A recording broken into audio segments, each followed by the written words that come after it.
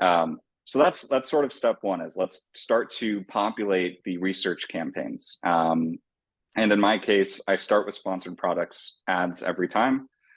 We won't add in sponsored brands or sponsored display quite yet. We're going to start with the basics.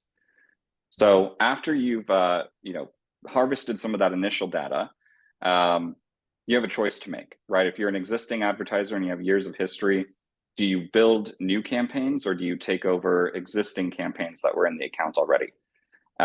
There's anecdotal evidence, I would say, that using existing campaigns tends to perform better.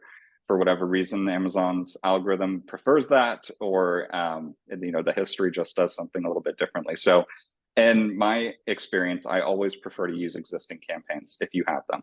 So sometimes you're just going to gut the whole thing. You're going to change the name, you're going to remove all the ad groups, delete them, archive them, pause them, whatever the case may be, and start adding the keywords from your semantic map.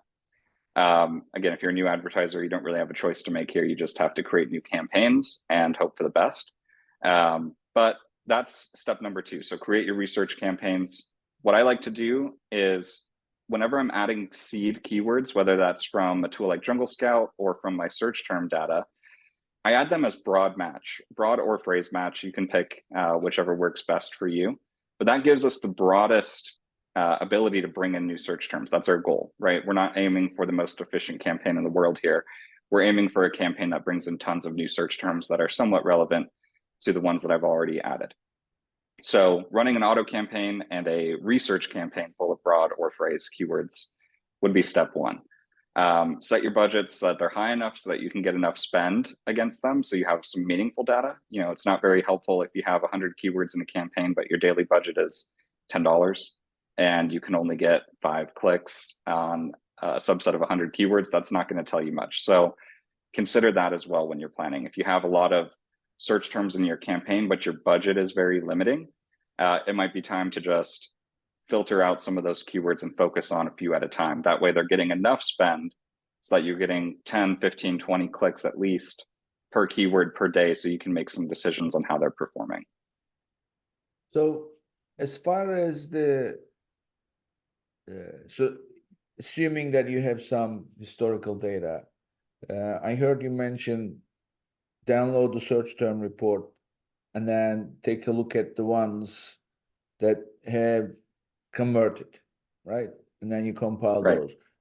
What kind of a time frame are you capturing in that historical data? The whole history of 90 days, or I think it's 90 or 60, it's one or the other, right?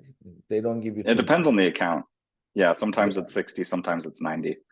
Yeah, so whatever is available, get it, right? Because when you click the calendar, it's going to show you what's available. So they go back to the earliest date and then set your start date and then get a list of all the unique search terms and then pick the ones that have converted. That's the plan, right?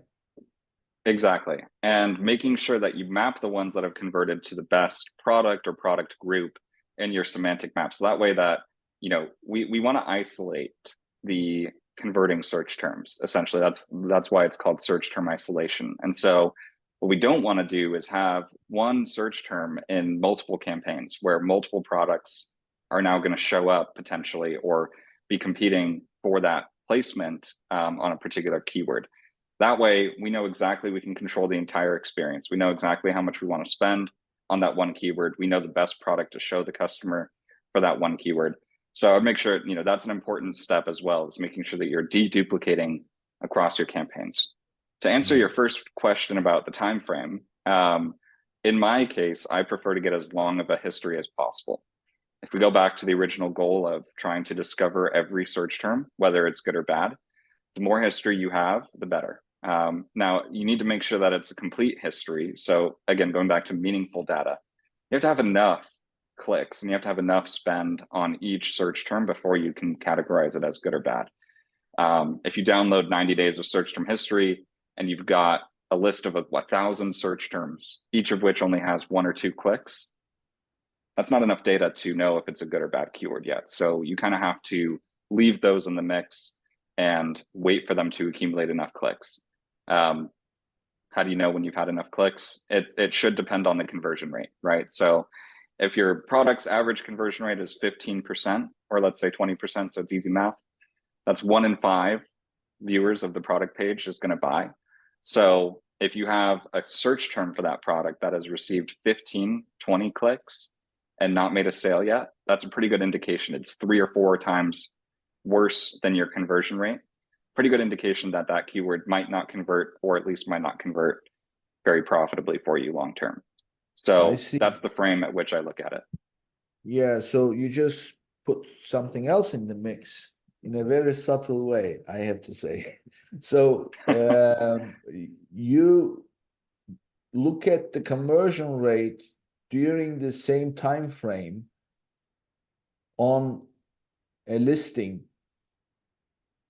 and then compare that to the conversion on the keyword, on the search term.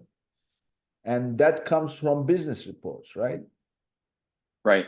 And you need to be spending a ton of time in business reports as you're building out your strategy. I think that tells you a lot about, obviously, conversion rate. It tells you a lot about the number of sessions to your product page. How many of them are driven by ads versus driven organically? This can all be helpful information in determining which products you group together, how many clicks you should allow a search term to have before you decide to negate it, and et cetera. So it's really important to make sure that you are mirroring, or matching, I should say, that Seller Central business reports data at the child ASIN level with your ads data and your ad strategy at the search term level. It requires both to make sure that you're going to have a successful strategy.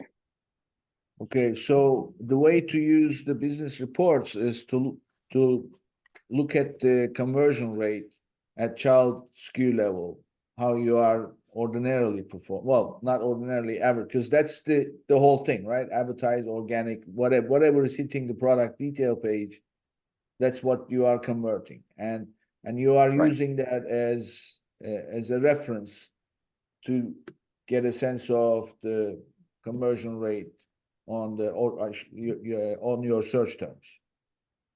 That's right. And conversion rate is really important, not only just for determining how many clicks a search term should have before it's considered good or bad, but it's important in the greater context of Amazon's algorithm. We know this through experience. Probably 2 of the biggest factors in the Amazon's organic ranking algorithm are sales velocity. So over a short time period, how many units are you selling, and is that velocity increasing or decreasing? And a big part of that is conversion.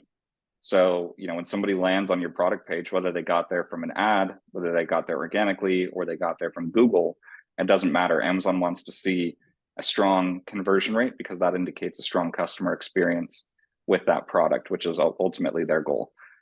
So conversion rates are really important to pay attention to, and it's going to come in handy again if you intend to launch ranking campaigns in the future. You need a product with strong conversion rates and a keyword or a search term with strong conversion rates in order for a ranking campaign to have any chance at being successful.